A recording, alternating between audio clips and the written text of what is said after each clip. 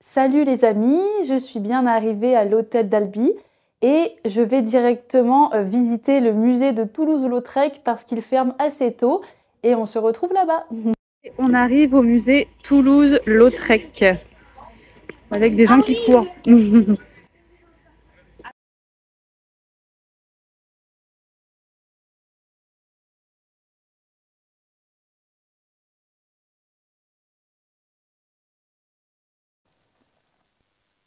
Mais qui était Toulouse-Lautrec?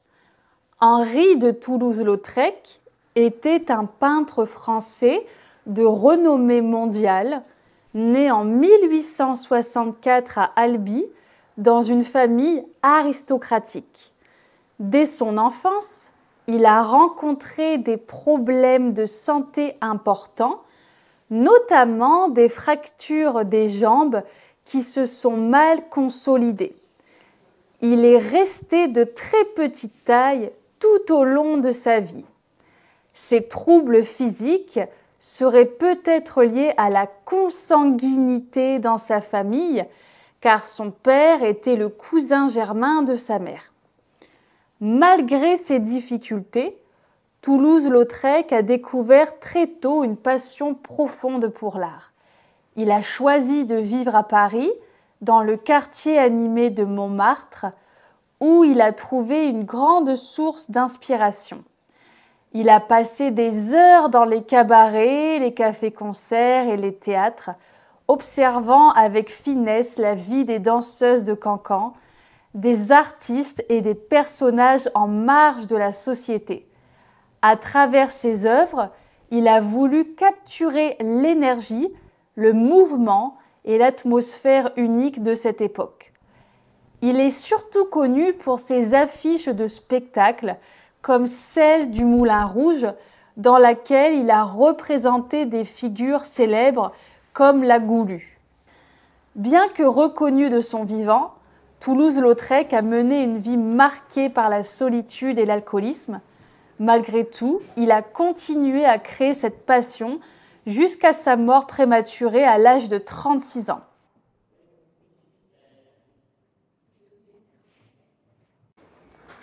Le palais de la Berbie est un ancien palais épiscopal construit à partir du XIIIe siècle.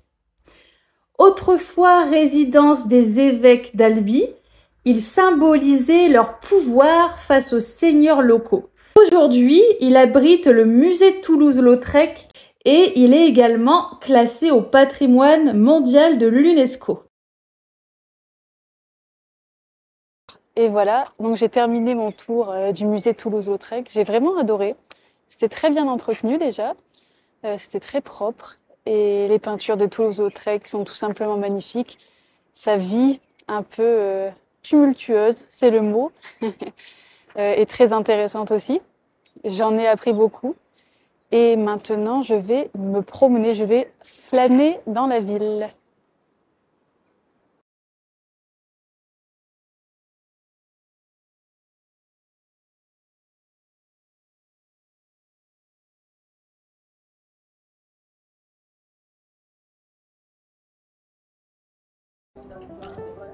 Albi est une ville pleine de charme, située dans le sud-ouest de la France, en région Occitanie. Avec environ 50 000 habitants, elle est à la fois dynamique et à taille humaine, offrant un cadre de vie agréable entre patrimoine, nature et culture. Albi est une ville au passé fascinant.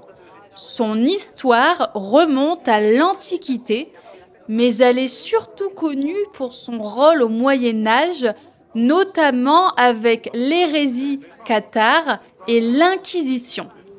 Son architecture est marquée par l'utilisation de la brique rouge qui lui donne son surnom de ville rouge. Grâce à la beauté et à l'authenticité de son centre historique, Albi a été classé au patrimoine mondial de l'UNESCO en 2010.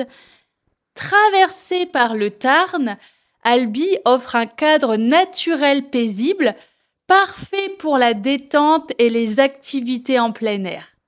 Malgré son héritage médiéval, c'est aussi une ville moderne avec de nombreux commerces, écoles, infrastructures sportives et événements culturels tout au long de l'année.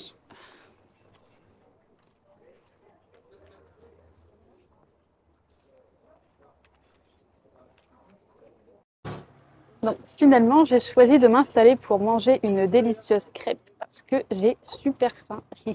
Miam, miam, je sens que je vais me régaler. Une crêpe au Nutella. La cathédrale Sainte-Cécile d'Albi est un chef-d'œuvre de l'architecture gothique méridionale. Construite entre 1282 et 1480, elle impressionne par son apparence massive et son style unique. Vous savez, en fait, ce qui est fou, c'est que Albi, moi personnellement, j'en avais rapidement entendu parler, mais j'étais pas trop au courant de toute sa beauté, de tout ce qu'elle a à offrir. Et je suis très contente d'être ici. Et évidemment, c'est une ville que je recommande à tous les touristes. Ce qui est génial, c'est que nous sommes au début du mois d'avril et ce n'est pas la saison estivale, ce n'est pas encore la saison touristique.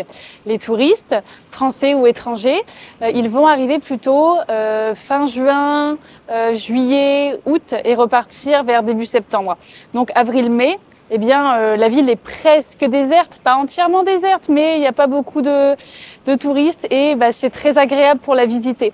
Et le temps, le climat aussi, est vraiment favorable parce qu'apparemment, au mois de juillet et au mois d'août, à Albi, il fait minimum 35 et parfois ça dépasse les 40 degrés.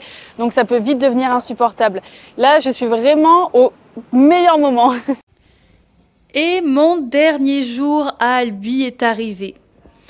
Avant de partir, je prends le petit déjeuner royal de l'hôtel qui propose du pain, des viennoiseries, donc des croissants, des pains au chocolat, de la confiture, des pancakes, des madeleines, des gaufres, du miel, des œufs, du beurre, du fromage blanc, du fromage, des fruits, de la compote, de la charcuterie. Donc un délicieux repas.